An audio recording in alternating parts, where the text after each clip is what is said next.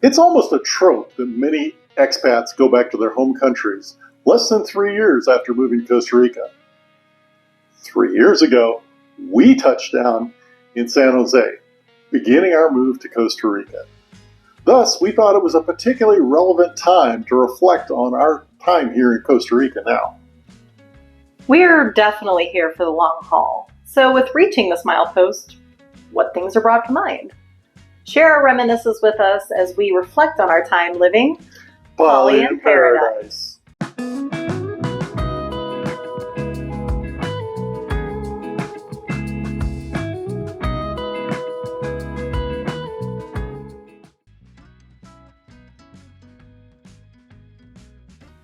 I think one of the best things that we did was to listen to the vast majority of people in the various expat groups that said to rent in a variety of places for months, not just a few weeks, to really get an understanding of what life was like in that particular area. All of the microclimates, differences in infrastructure and amenities, etc., we quickly discovered that it was critical to experience these things firsthand. We even put together a video about why we didn't stick around in our first location in Nosara, which will be linked above in case you're interested in learning more about how we chose where to move in Costa Rica. For me, I think the top 3 things we did right were research and planning, setting realistic expectations, and learning Spanish. Every step along the way, we did a lot of research and planning. That wasn't just hopping into a Facebook expat group and asking a question. It meant digging through statistics, fact-checking, cross-checking, boots on the ground reviews, and more. There will always be surprises, but this was critical in minimizing them. For example, we did a lot of research on what we were going to do for transportation. The 4x4 pickup we got has been instrumental in us being able to live, travel, and do what we want to do in our lives. We also focused on setting our personal goals and keeping up realistic expectations. We didn't plan on buying a mega mansion on the beach with cool temperatures for under $10,000. We prioritized what we needed, what we wanted, and what we could afford, and then tried to come up with a balanced solution for them all. Learning Spanish was critical. You can get away without learning Spanish if you're living in a gringo enclave. But that isn't what we wanted. We came here to live in this culture, not in a mythical, cheap, tropical version of the U.S. Where we wanted to live, how we wanted to live, required us learning Spanish. Help. Ayonda? Ayuda. Gracias. Yo necesito ayuda limpio. Well, the biggest thing we did wrong was falling prey to a law firm that we had contracted with to apply for residency. The firm went bankrupt. The CEO fled to Panama with all the money. And we've had to start over again from scratch with the application process. We weren't outliers on that. A lot of people lost money to that company. Well, it wasn't exactly wrong per se. The job that I had when we moved here was fairly new, and I was a contract worker that could have my contract terminated at any time. And I definitely learned the hard way why so many people on various expat forums will tell people to secure their remote jobs before moving to Costa Rica rather than after. It's something I'm still struggling with, especially since my previous career was in chemistry. Not exactly something you can do remotely in most instances. And I was trying to break into the data science and analysis field after completing a boot camp during COVID. So my resume isn't exactly typical, especially with that contract job. Many jobs I don't qualify for, either because I'm not a recent graduate in that field and or because I don't physically reside in the US.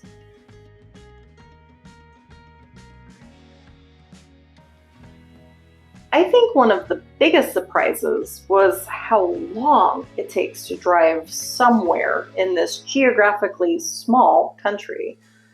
I was certainly expecting it in the Central Valley, where traffic, construction, and motorcycles were expected and confirmed to be a nightmare. But even outside of that area, you learn quickly that looking at your destination on a map and thinking it's close is folly.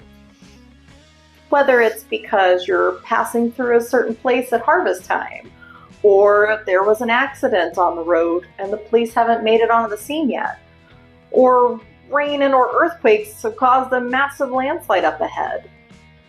Even a normal route that you take can experience severe delays. Luckily, there's ways to try to plan around those delays that I'm sure we'll talk about in a future video. Well, the biggest surprise for me was the Costa Rican southern zone. I had lived or traveled in Central Valley, Guanacaste, the Caribbean, and even the Central Pacific coast. But I'd never visited the southern zone of Costa Rica. I thought of it as being all similar to the Osa Peninsula. Rainy, hot, tropical jungle. The combination of sufficient amenities without either the big city living or the tourism-heavy focus fit me well, especially once we found a spot that wasn't too wet.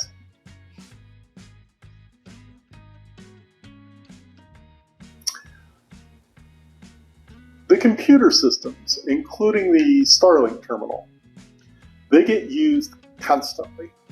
Work, communications, and for fun. Starlink allowed us to live where we wanted to, instead of limiting us to where fiber optic lines or cellular signal would connect us up. Our KitchenAid stand mixer.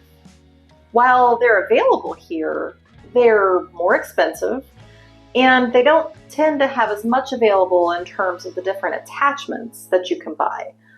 And we've used ours for everything from making ice cream to pizza dough, whipped cream to go on top of homemade pumpkin pies, juicing fruits, and, regular mixing purposes.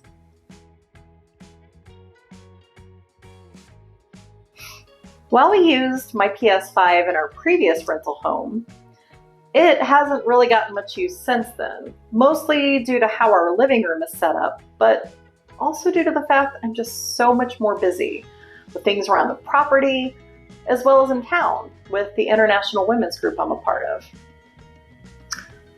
Our printer. Yes, they are more expensive down here, but if you get them here, you know you'll be able to find all the consumable supplies that go with them here in country.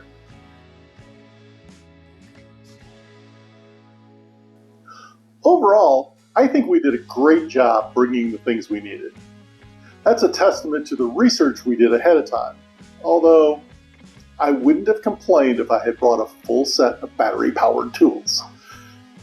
Anything else that we've needed that we couldn't find here in Costa Rica, we've either waited until we went back to the States to bring back with us, or we've used some freight forwarding companies when there wasn't an imminent trip. That will certainly be covered in a future video. We're about to rectify this, but I should have remembered from my lab days that rechargeable silica gel beads are amazing at getting rid of excess moisture in enclosed spaces, from small containers to larger cabinets. Since we occasionally see long periods of time without finding any of the damp rid, not rechargeable desiccant refills, I wish I had remembered this alternative sooner. Not only will it help keep moisture levels down in cabinets where we have our board and card games stored, it's great to keep some in a Ziploc bag in case your phone's charging port gets wet. Again.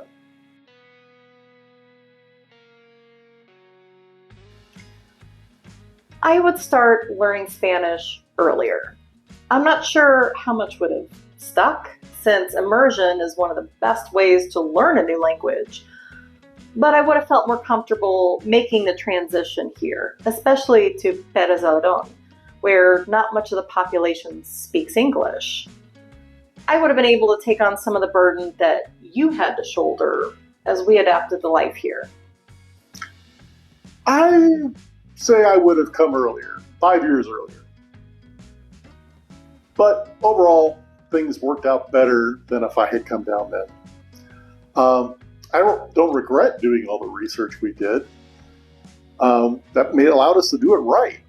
Still, since I've had a job working remotely for many years now, coming earlier would have been nice.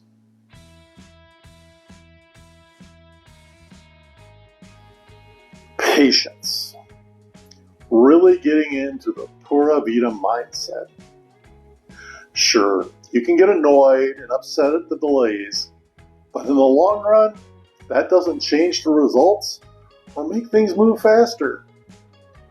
Taking those clearing breaths and going with the flow gets you there at the same time in a much better mindset and really reduces that blood pressure. Give yourself grace and realize you will make mistakes. Moving to another country is an adventure, and you can't possibly know all of the challenges, differences, or amazing experiences and people that you'll meet along the way. I think if you've done your research before moving here and come in with this mindset, you will be setting yourself up for success and satisfaction and be less discouraged as you undergo this life-changing transition. These are just a few of the things that came to mind when reflecting back on the last 3 years. So if you have any other questions for us, let us know down in the comments below. And with our upcoming trip to the States for a few weeks, I'm sure even more of these reflections will come to mind as we once again experience reverse culture shock. So there will definitely be videos in the future on these sorts of topics. Reverse culture shock is really a thing. So if you want to know when we post those videos, or ones about the waterfalls of the Southern Zone, how we built our house here, gardening in the tropics, and so much more, you know what to do. Hit that like and subscribe button, and thank you for joining us today on Poly in Paradise. Hi there, YouTube. Hope you're enjoying our content. Don't make Max sad, so please like and subscribe to follow us on our adventures.